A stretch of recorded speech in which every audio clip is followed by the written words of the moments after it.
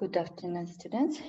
In this lecture, I'll explain you about respiratory system. And at the end of the lecture, you should be able to classify components of airway, understand, distinguish between a bronchial, respiratory bronchial, alveolar duct, and alveolar sac, and describe, distinguish between type 1 and the type 2 alveolar cells and the macrophages. As you know, respiratory system is responsible for oxygen supply of cells and the tissues. Functionally and morphologically, respiratory system consists of two main portions. There are conducting portion and the respiratory portion. Conducting portion include nasal cavity, nasopharynx, larynx, trachea, bronchi, and the bronchiole, which are responsible for air conduction and the conditioning.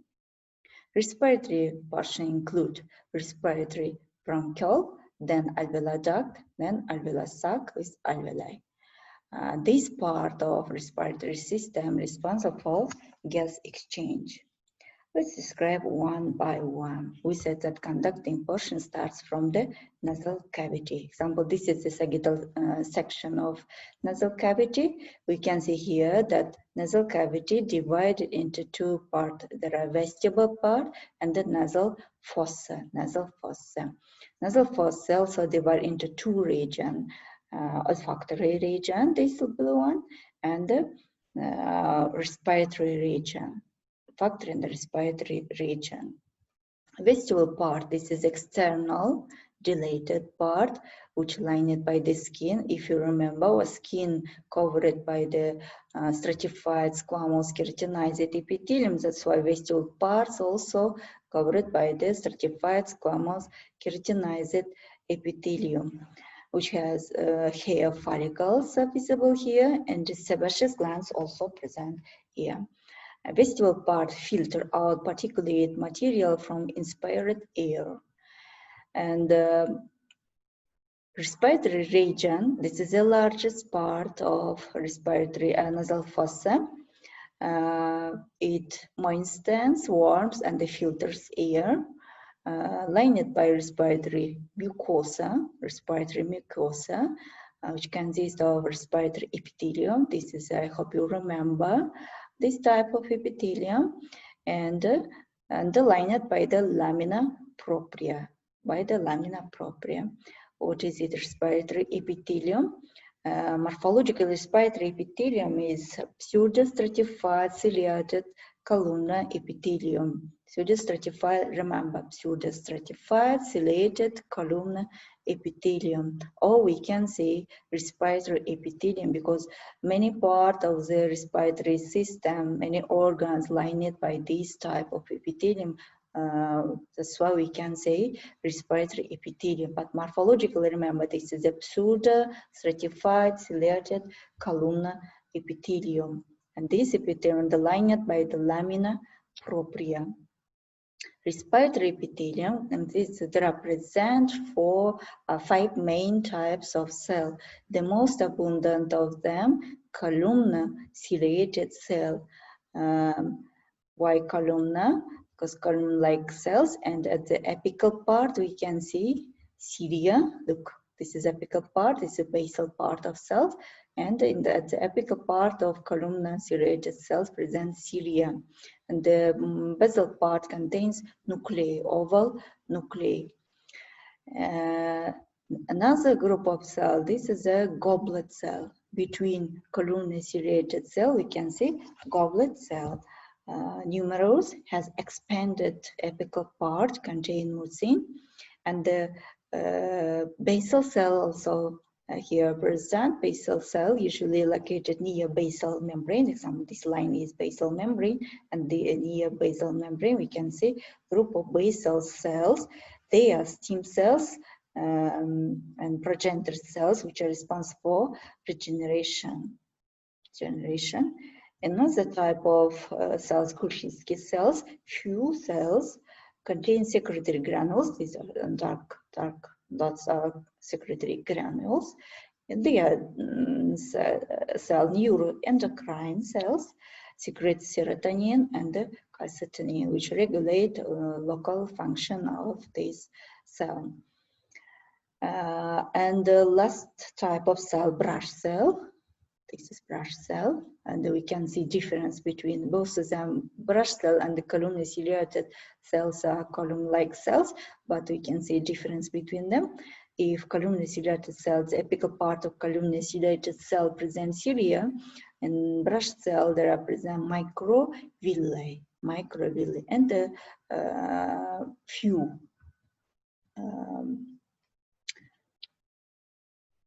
This is all about respiratory epithelium. Next one, olfactory region. We divided nasal fossa into two regions, yeah, respiratory region and the olfactory region, the roof of nasal cavity. Olfactory region, and the line that we specialized olfactory epithelium, specialized olfactory epithelium. This is epithelium, olfactory epithelium, and underlaid by the lamina propria. This part is lamina propria. Students remember lamina propria, the name of this part, but these are morphologically, usually lamina propria consists of loose connective tissue, And in lamina propria present Bowman's glands, secretory unit of Bowman's glands. This is a duct part of Bowman's glands. Olfactory epithelium, this epithelium contains different type of cells, but you must understand that olfactory region responsible for smell.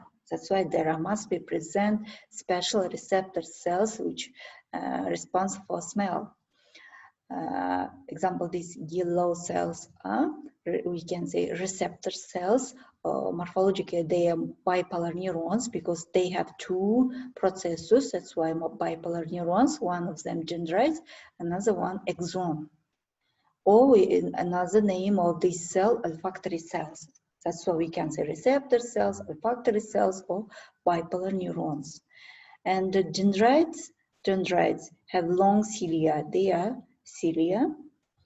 Axons, there's axons collect to form olfactory nerve. For example, one axon, another axon, they collect to form olfactory nerve. They represent supporting cells which support function of bipolar neurons. And we can see here that apical part of this cell contains microvilli. And this blue one is basal cells. Basal cells, small pyramidal cells, which are responsible again for regeneration. This is all about olfactory epithelium. Do you understand? Respiratory epithelium consists of 5 types of cells. Olfactory epithelium consists of 3 types of cells. Next part of conducting portion is nasopharynx. Nasopharynx, this part which lined by the respiratory epithelium. This is the first part of the pharynx because anatomically or morphologically, pharynx divided into 2 parts. There are nasopharynx, oropharynx, and hypopharynx. Nasopharynx, this is the first part of the pharynx. It's lined by respiratory epithelium, we said here, and there's underlaid by the lamina propria, and the lamina propria of nasopharynx contains the pharyngeal tonsil. Next part of conducting portion, this is larynx. Larynx, a short passage for air, between the pharynx and the trachea. This part already trachea. And the larynx has flattened structure called epiglottis. This part is epiglottis, or this one is epiglottis, that close it during swallowing because they prevent food or fluid from entering that passage. And larynx has different 2 types of vocal cords. There are false vocal cords, the upper pair, and the lower pair. These 2 true vocal cords.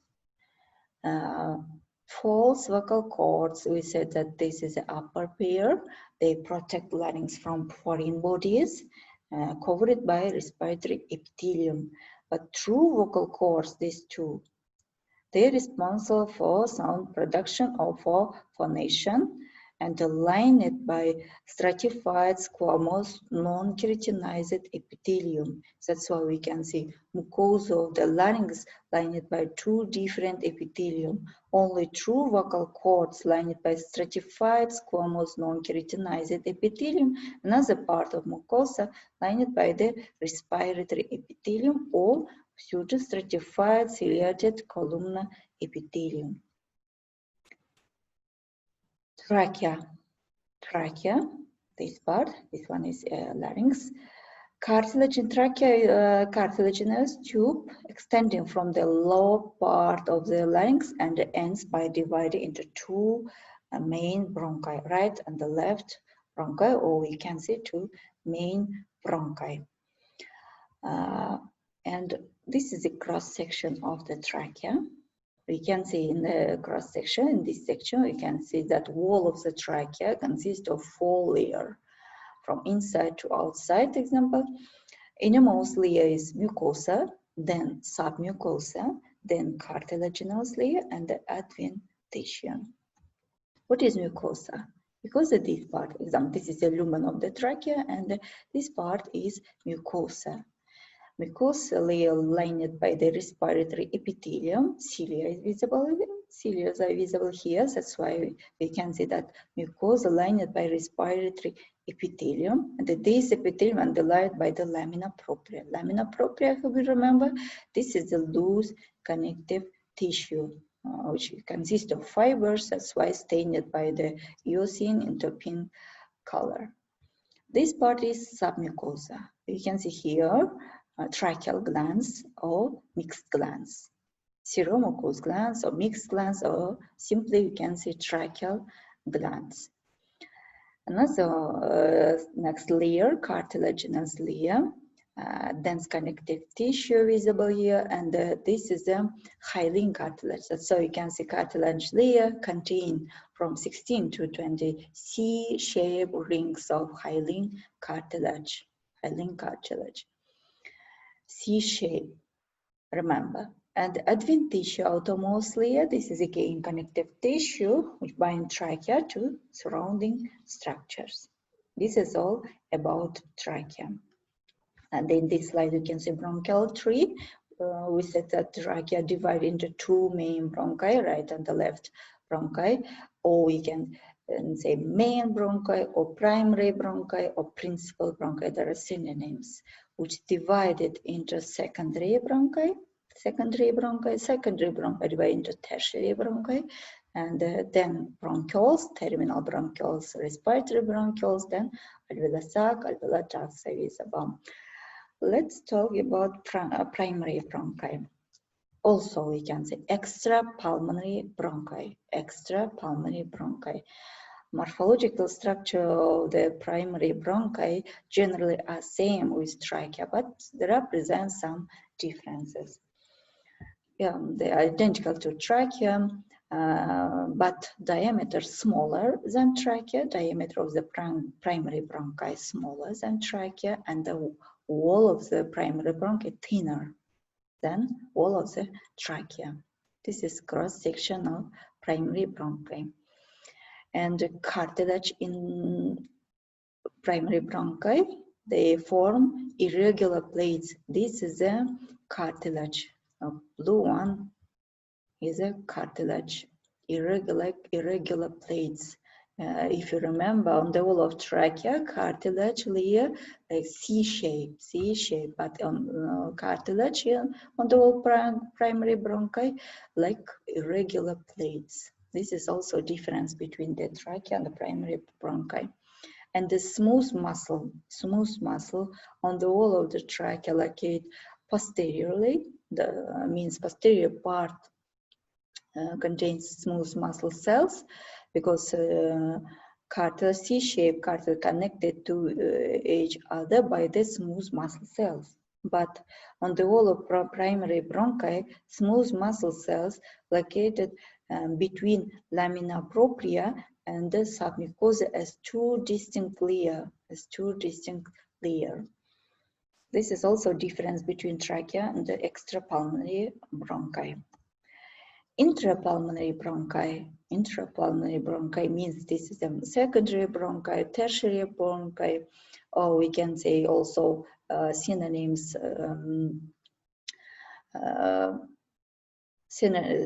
primary with secondary and the tertiary bronchi or lobar bronchi. There are synonyms are present. On the cross section, we can see that wall of the intrapulmonary bronchi consists of mucosa, this then muscle layer, then adventitia. Mucosa highly folded, lined by respiratory epithelium with few goblet cells, and lamin below underlaid by the lamina propria, very thin lamina propria. This pink part is lamina propria mucosa.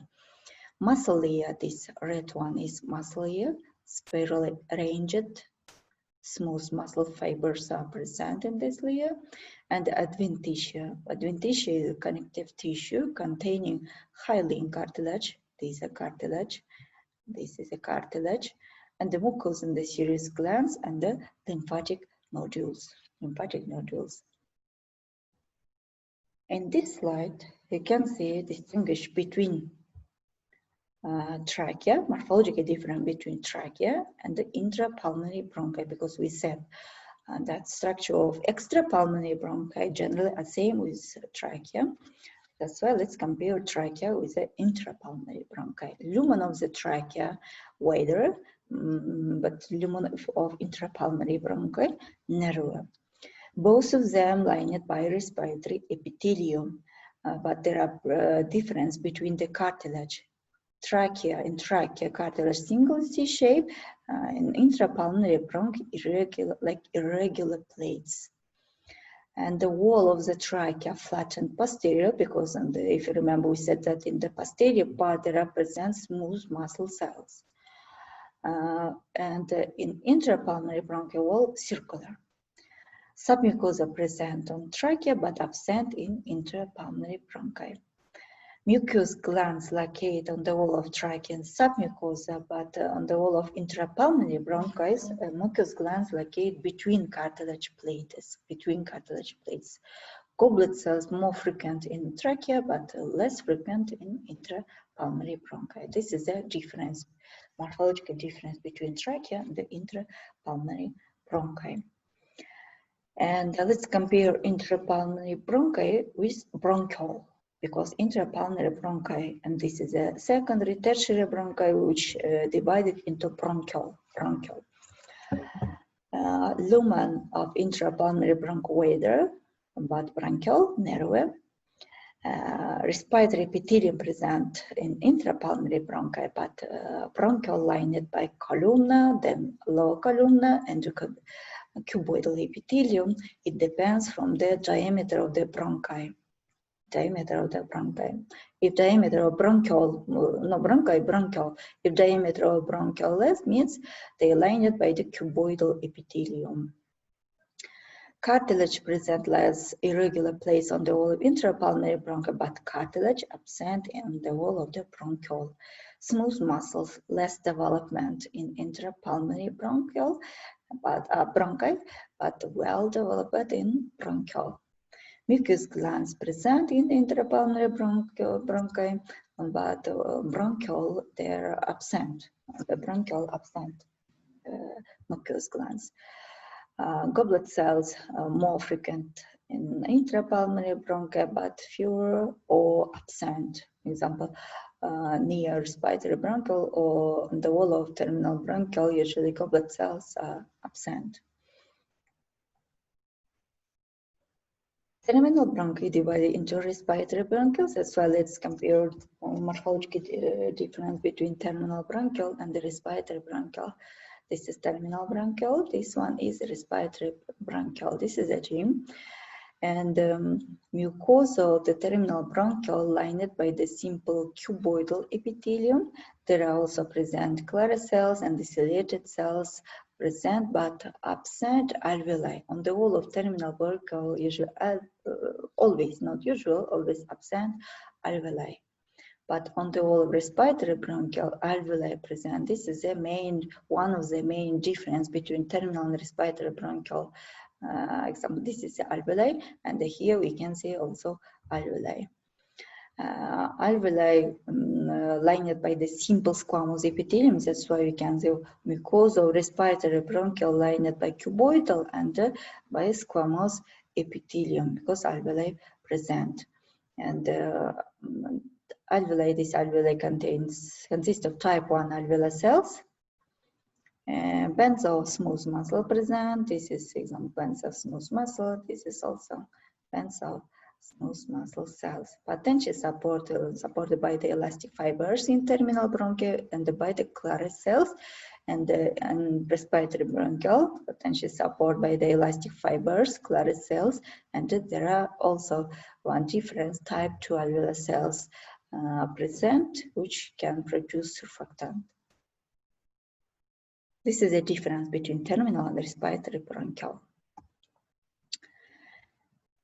Each terminal bronchial, let's revise, terminal bronchial ends by dividing into respiratory bronchial. Each respiratory bronchial ends by dividing into few alveolar ducts. This part is ducts. Each alveolar duct ends in a passage, the atrium, which leads into a number of rounded alveolar sacs. Example, this is one alveolar sacs. Each alveolar sac is started with a number of air sacs or alveoli. This is example alveoli. The alveoli are blind sacs having very thin walls through which oxygen passes from air into blood and the carbon dioxide passes from blood to air, into air. Alveolar duct, and this is the respiratory epithelium. This part already alveolar ducts rise from respiratory bronchioles, and the passageways lined with alveoli, and occasional regions of simple cuboidal epithelium. This is one alveolar sacs, spherical-like spaces with openings into multiple alveoli. This one is alveoli. Alveoli with that blind endings sacs that are the final termination of the airways.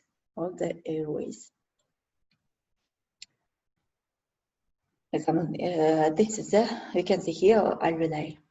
All of the alveoli lined by simple epithelium, and this epithelium contains two types of pneumocytes, type 1 and the type 2. Type 1,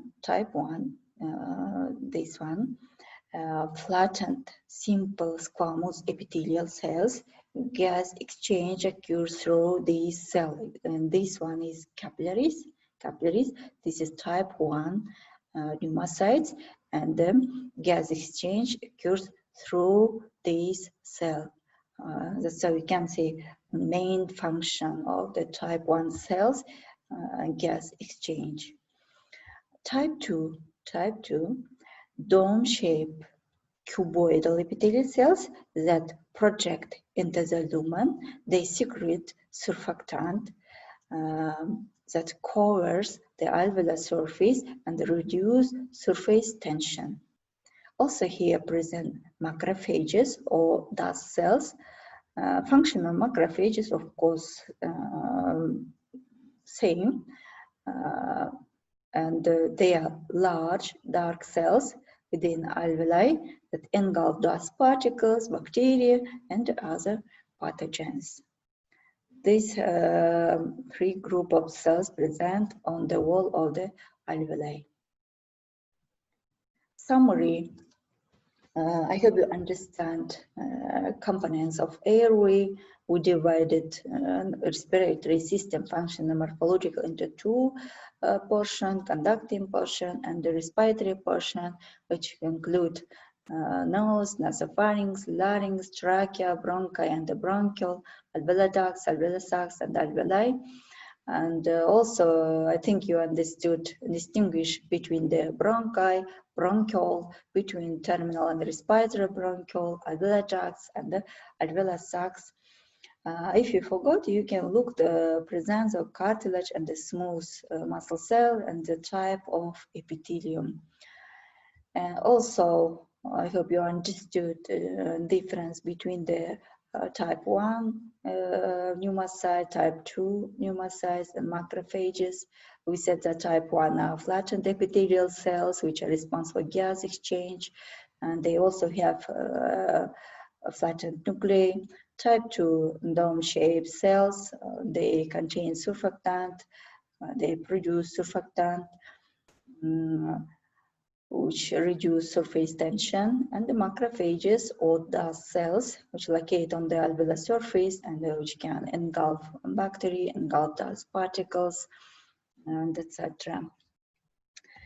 And at the end of the lecture, you should to pay attention for this question because you have several questions, and you should try to find answer for this question. But I think it will be easy.